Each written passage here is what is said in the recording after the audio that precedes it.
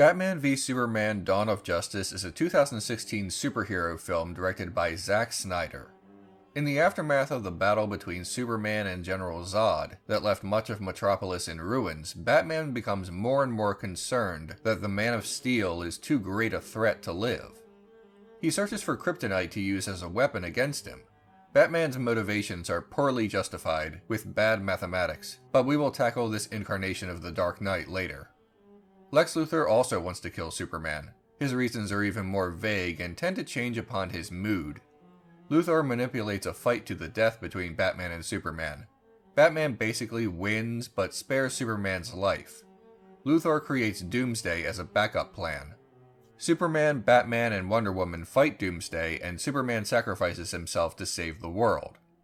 There is a lot more going on in this needlessly long film, 2.5 hours in the theatrical cut, and 3 hours in the director's cut, but those are the basics.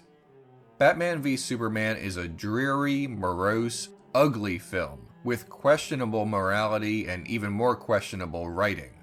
The throwdown between Batman and Superman makes no sense except to watch two superheroes punch each other, an aspiration that can be attained by any child with two action figures. The acting ranges from bland to wildly hammy and inappropriate. Jesse Eisenberg is horribly miscast as Lex Luthor by way of the Joker. It is uncomfortable to watch, creating secondhand embarrassment worse than any intentional cringe comedy. Though in fairness, few could have made this material make sense. Hello, Lex, it is a pleasure. Ow! Wow, that is a good grip. You should not pick a fight with this person. About halfway through the film, a senator discovers that there is a jar full of Lex Luthor's urine next to her microphone. I have so many questions about this pee. First, how did it get there? Did Luthor slip it there himself, and if so, how did nobody notice him? Where was he keeping it? A fanny pack? Did Mercy, his assistant, put it there? And if so, did she get hazard pay? Why could nobody smell it? Urine smells bad. Most important question, who in their right mind thought this would be a good idea for a Superman movie? Towards the end of the film, Wonder Woman is given a flash drive full of cameos. Someone has not only discovered the Flash, Aquaman, and Cyborg, but also decided what their names and symbols should be. The movie stops in this scene. It is as if the film took a commercial break, and the audience must watch trailers for the next 5 years worth of DC Comics movies. This is not exposition. This is a press kit. For years, superhero movies have been advertising their next movie in post-credit sequences, or cameos or supporting roles that seem natural, but to actually do so in the middle of the film in such a clunky way is vulgar and humiliating. Batman v Superman is unevenly paced, cramming in half a dozen plot lines and studio-mandated cameos and side stories to build the DC movie universe. The aforementioned director's cut, called the Ultimate Edition, fixes some of the editing problems in the theatrical cut. However, in its place, we now have 30 more minutes of bad movie to sit through. These are all just gripes with individual performances and scenes. Let's get to the heart of this. If Batman v Superman has a central theme, or maybe just topic, it is humankind's relationship with God. It stumbles through philosophy, broaches subjects but never resolves them, asks questions with no intention of answering, and references wiser individuals with no interest or ability to meet their standards. Since Man of Steel, Zack Snyder's Superman has been an obvious Christ figure, a fictional character meant to embody the qualities or personal history of Jesus Christ. In Batman v Superman, this is continued, but the direct allegory is complicated by Lex Luthor sometimes referring to him as God, but also a devil. Admittedly, this ties in reasonably well with the film's assertion that angels and demons may be difficult to differentiate, but it does more to muddy the water than reveal any greater truth. In this scene, a character wonders why Superman saves some people but not others, a reference to an age-old question about God's divine plan, and why some are saved and some are not. Luthor's frequent damning comments about his own father tie into his mistrust of God, father of mankind. Luthor's mistrust, or perhaps disbelief in God, is brought up again when he references Prometheus. Luthor's actual theistic beliefs are surprisingly vague for a character in a film that name drops God every 5 minutes. Is Luthor an atheist? A maltheist? This would be a very important question to answer, but the film does not bother. Batman nearly murders Superman with a spear, a reference to the Spear of Destiny, an artifact that allegedly pierced the side of Christ to see if he was still alive. I suppose Batman stabbing him with a sharpened crucifix would be too on the nose. Superman eventually sacrifices himself, practically a prerequisite for movie Christ figures, piercing the side of Doomsday with the very same spear, making himself both Jesus and Longinus at the same time. The ending of the film also suggests he will rise from the dead. The film makes historical references as well. It is difficult to see here because it is so dark, but the graffiti on the wall reads, Quis custodiet ipsos custodis. That is the Latin phrase often translated as, who guards the guardsman, or who watches the watchman. This is both a reference to the theme of mistrust of powerful authority figures in the film, but also Snyder's adaptation of Watchmen. When Superman dies, we see a scrawled phrase, if you seek his monument, look around. This is a translation of a famous Latin phrase, si monumentum requies circumspes. It's a dedication to Sir Christopher Wren, the architect of St. Paul's Cathedral. He was entombed inside it. The phrase in modern use is commonly meant to suggest that what we leave behind best represents who we were in life. In the comics and other iterations, Bruce's parents are murdered outside a screening of Zorro, an influence for the character, but in Batman v Superman, the movie is Excalibur instead. Maybe that's fitting because Zorro is a masked hero, much like how Batman is often portrayed, whereas King Arthur believes himself to have far greater authority, like the Batman of Snyder's film. The ending of Batman v Superman parallels Excalibur. Mordred stabs Arthur with a spear, but the mythical king further impales himself to get close enough to kill Mordred. Roughly the same thing happens with Superman and Doomsday. Batman v Superman has so many religious, literary, and historical allusions that it threatens to be interesting, but somehow is not. The first reason that the spiritual aspect of the film does not elevate Batman v Superman beyond its low quality is that most of the references are just that, references, not themes. Lex Luthor says, if God is all good, then he is not all powerful, and if God is all powerful, then he is not all good. Luthor attempts to expose Superman by having him fight and possibly kill Batman, as one of his various mixed, confusing motivations.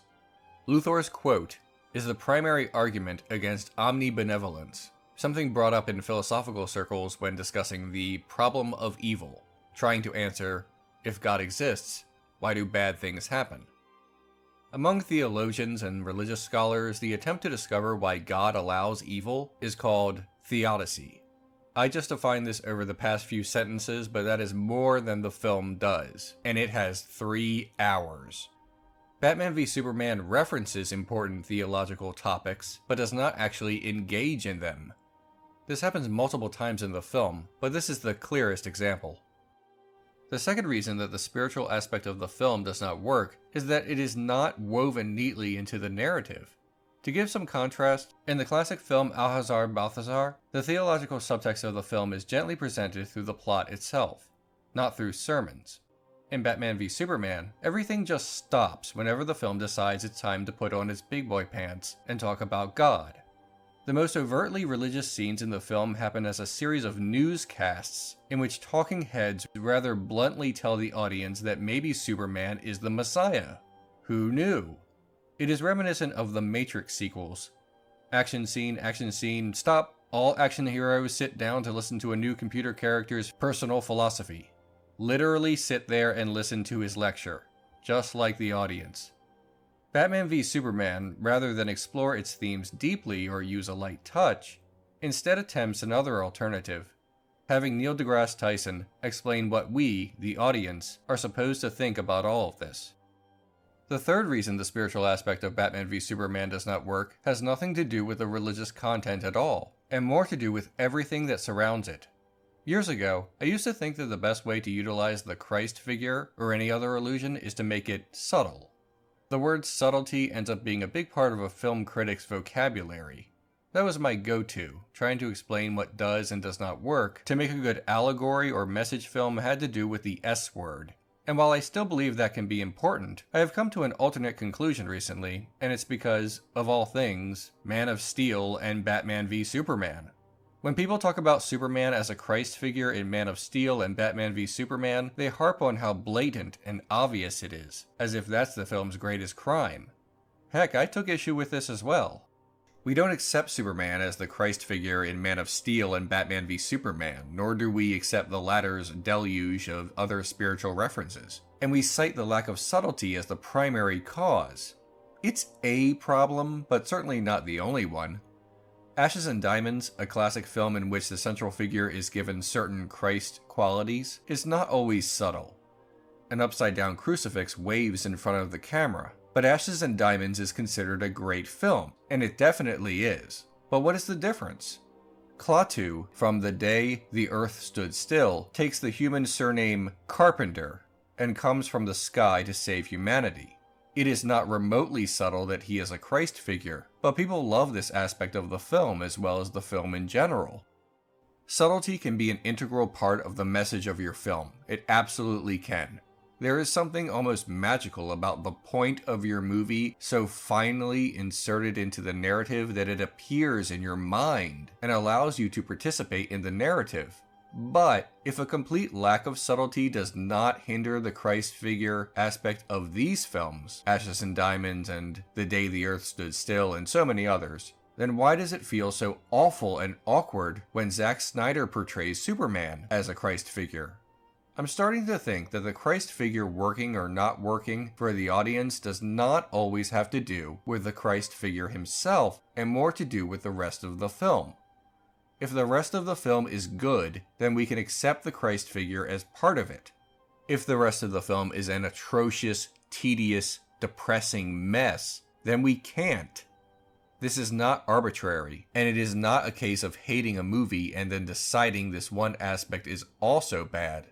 Rather, it's a case of earning the Christ figure.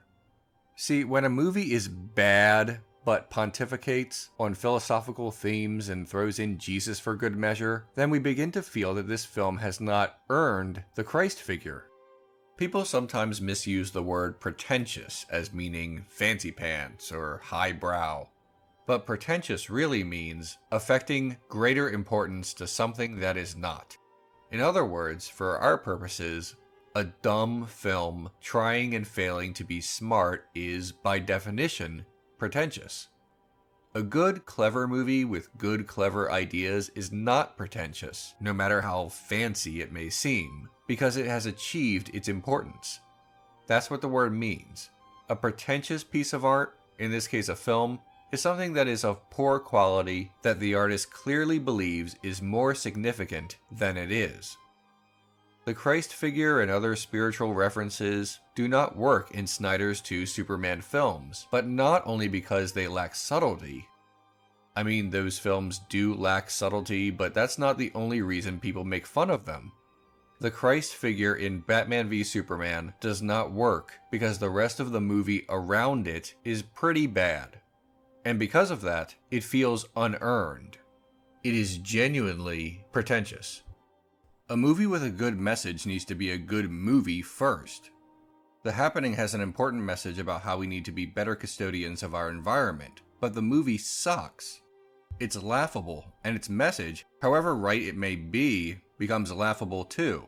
Wall-E has the same environmental message and it is delivered with the same soapbox-style preaching, but the movie around Wall-E is so good that the message feels earned, and we can allow it to enhance the film.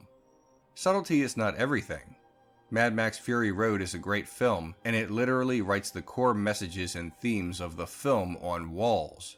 Batman v Superman invokes God less like a professor and more like everyone's obnoxious friend who loves to name-drop the one celebrity they know in real life.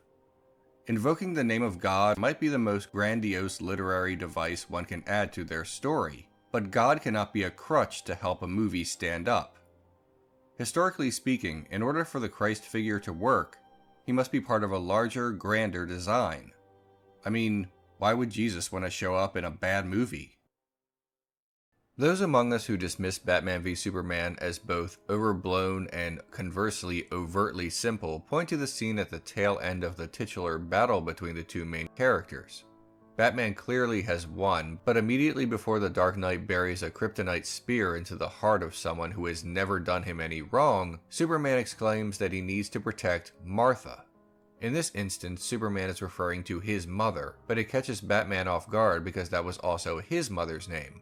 People do not generally refer to their parents by their first names, but this plot is not going to contrive itself, and it's enough to make Batman second guess his obviously wrong murder. Bruce and Clark both have mothers named Martha. This was established in the comics last century. It's not an invention of the film. It is simply the film that decided that this coincidence should be the climax of its much advertised spandex fistfight. Critics have called this ridiculous. And maybe it is, but I actually do not think this is terrible in and of itself. Batman does not stop premeditated murder because of this minor bit of happenstance. He stops because at this moment, he realizes Superman is a person, no better or worse than himself and therefore worthy of respect. The whole Martha thing is not the biggest problem. Not in the slightest. This could have been the moment in which Batman v Superman redeemed itself, at least in a very small way. Unfortunately, only minutes after Batman had his epiphany about the sanctity of life, he murders a group of criminals who he instantly deems as being unworthy of being alive. Batman stabs and shoots several men to death. This is certainly not the first time in Batman film history in which the Dark Knight employed potentially lethal force against his enemies, and we need to at least acknowledge that. However, the ease in which Batman kills only minutes after seemingly going through his character arc is dissonant in tone to what transpired between himself and Superman. It negates the big emotional moment of the film. Over the course of the narrative, we see Batman struggle with how much power he should exercise in his extra-legal assault on the criminal element of Gotham City. Alfred warns him that he may go too far, and should that happen, he will become as cruel as those he condemns. The climax of the battle between himself and Superman appears to be the apex of his character arc, but it is undone shortly thereafter. The problem with Batman murdering so many people here is that the film never portrays it as questionable. In Man of Steel, Superman killing Zod was questionable. Superman was noticeably upset by this. I hate to use Man of Steel of all things as a positive example of anything, but there it is. In Batman v Superman, the Dark Knight is just a killer, and by framing him as a hero in these scenes, one who is now allegedly more enlightened than he was at the beginning of the film, the audience is meant to believe that he is in the right. And that says a lot about the worldview of Zack Snyder. You know what else says a lot about the worldview of Zack Snyder? Zack Snyder. Quote, "Everyone says that about Batman Begins. Batman's dark." I'm like, okay, no, Batman's cool. He gets to go to a Tibetan monastery and be trained by ninjas. Okay, I want to do that. But he doesn't, get raped in prison. That could happen in my movie. If you want to talk about dark, that's how that would go. Unquote. Snyder's view of superheroes explains a lot about why Batman v Superman is so objectionable. I say all this in full knowledge that someone will inevitably defend the film by saying all these critics are taking this too seriously. No. No, and no. We can debate the merits of the film, and that's fine, but critics taking this too seriously is not an excuse for everything in the film, because the film itself takes itself seriously. It is choked to bursting with religious references, international politics, and lots of murder. The film took itself seriously. Too seriously. And it is more than appropriate to respond in kind. The filmmakers opened the door, we just walked through it. Art does not owe anyone a positive message. I acknowledge that, but I also think it is not unreasonable to suggest that it could do better than Batman v Superman. Even divorced from its frightening implications, this film, merely as a piece of entertainment, is not all that entertaining. It is a dry, bleak, meandering, self-important waste of an idea. The screenplay is a mess, spending so much time on a myriad of different ideas, characters, and subplots as a starting point to its larger movie universe, that we are left with a form of narrative whiplash, crashing from one dry set piece to another, culminating in a noisy, epic confrontation that lasts about 10 minutes. Plot threads dangle and questions go unanswered either by mistake or purposefully because the writers and director could not think of anything satisfying to their ponderous Philosophy 101 musings. Superman's concern about Batman's twisted brand of justice is never resolved. It is Superman's primary moral objection to his tactics, but in the end he does nothing about it, and the whole thing is simply forgotten so that the audience can cheer Batman's gun-fu rampage. Luthor's protestations against Superman and later Batman are never resolved either. Nothing is resolved. Nothing makes sense, and the genuine pretentiousness of its subject matter is more insulting than it is thoughtful. I admire ambition, I really do, but screenwriters David S. Goyer and Chris Terrio and director Zack Snyder are completely out of their depths. And I'm sorry if that's mean-spirited, but that is the world that this film envisions, isn't it? A mean, unpleasant, gross nightmare in which murder is the best choice for dealing with complete strangers. I can't speak for anyone else, only myself, but I don't like Zack Snyder's prison rape version of reality. This disgusting, false edginess that permeates throughout his entire oeuvre. Batman v Superman is an ugly film, but it is also an empty film. An abyss with nothing at the bottom but darkness.